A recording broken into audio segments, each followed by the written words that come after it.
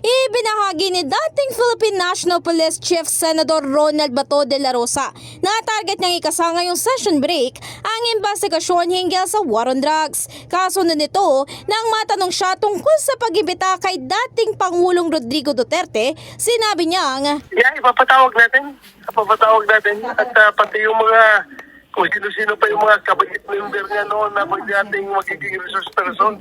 pero anya, hindi niya pa ito nakakausap hinggil dito. Pero kumpiyansa siyang dadalo ito dahil mas komportable naman ito sa Senado kumpara sa Kamara. Samantala, ayon kay Senate President Pro Tempore Jinggoy Estrada, kung matuloy man ito ay hindi na ito ang first time dahil nagawa na ito noon. Dagdag pa niya, sa mga nabanggit na pagdinig na ito ay nagpakita ang Senado na ang mataas na pagrespeto sa mga naging dating presidente kabilang na sa kanyang tatay. Ayon pa kay Estrada, mahalagang makuha ang testimonya ni Duterte upang maisiwalat ang tunay na nangyari. In the heart of changing lives, ito si Brigada Ann Cortez ng 105.1 Brigada News sa Manila, The Music News Authority.